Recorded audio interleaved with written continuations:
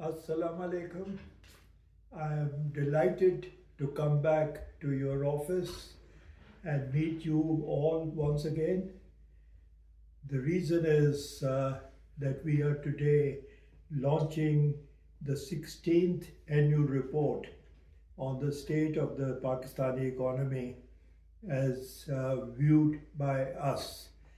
The first report was written and published in the year 2007. It was the result of a conversation I had the year before with Sartaj Aziz, who was then the Vice Chancellor of the Beacon House National University. Sartaj Aziz and I met in the mid 1960s when he was a senior official in the Planning Commission and I was working at the Planning and Development Department of the province of West Pakistan. Pakistan then had two provinces, West Pakistan and East Pakistan. The Eastern province, after a civil war fought in 1971, broke away and became the independent state of Bangladesh. Sartaj and I agreed that no serious public policy work was being done in Pakistan. The Planning Commission had lost the stature it had in the 1960s. Instead of relying on the government to do policy work, we agreed to set up an institution in the private sector. That was in 2007. That is when we created the Institute of Public Policy. It was called IPP. It was financed by the Beacon House National University. I decided to get the Berkey Foundation, created by my wife and myself, to fund the institute. Hence, IPP became BIPP. In producing our annual reports, we followed the practice the World Bank had been following in publishing the World Development Report.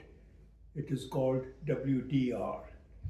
I was one of the economists at the World Bank that created the structure the institution had followed since the late 1970s, when the first report was written and published.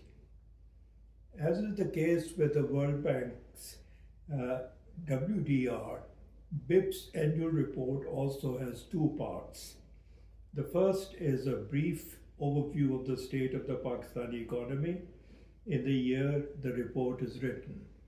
Hence, this report looks at 2023. The second part deals with some subject that is important for the Pakistani economy and society. In the last several years, the second part has dealt with a number of subjects. For instance, in the year 2022, we looked at the situation of women in Pakistan and suggested that bringing them close in status to men would increase Pakistan's economic and social situation. The report was very well received, including by the people present at the table today. In a report written several years ago, we identified the reasons why Punjab's southern districts had fallen so far behind those in the center of the province. We also examined in another report the consequences of the adoption of the 18th Amendment to the Constitution, which devolved a lot of authority to the provinces. A number of reports we have looked at Pakistan's relations with China, in particular how China-Pakistan Economic Corridor Investment Program would contribute to Pakistan's economic and social progress. This report is about the importance of governance for Pakistan's economic and social development. It comes at an appropriate time since Pakistan in the year 2023 was faced with some very serious problems. And I have written about these in some of my earlier books, that Pakistan has been subjected to a series of crises. Some of them were existential in the sense that they threatened the existence of the country. India, for instance, never bought the idea of separating Muslim areas of Indian colony, of the British colony in India, and create Pakistan. They were of help to the Bengali citizens of what was then East Pakistan to fight for independence, and Bangladesh came into existence. This year, the report looks at the reasons why Pakistan is finding it so difficult to create a governing structure. The main reason that we find Pakistan is faced with these difficulties is the absence of viable political parties. A social and political system only works when people can be represented by political parties in which they believe in. This has not happened in Pakistan.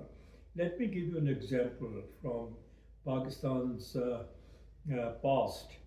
When Benazir Bhutto, who was then the Prime Minister, was assassinated after giving a speech in Rawalpindi, her husband took over the party and became Pakistan's president. It was not a decision taken by the people or by a political party. He said that he was doing this because Benazir Bhutto had left a will saying that in case she is killed, she should be succeeded by her husband. That's not the way a functioning democracy could work or should work. And this has been the problem problem the country faces even today. Today we have two political parties that are prominent in the country. One of them is led by a family. This is not democracy. So in order for Pakistan to develop, it must create institutions that can manage the country and manage also the various institutions that are important for the country.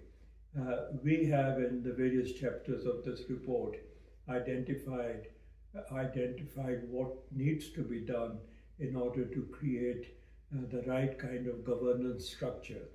I hope the government and the people will look at some of what we have said.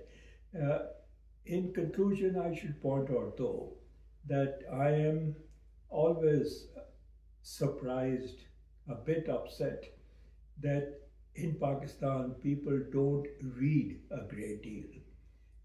I have written a number of books, and I'm sure very few people have read those.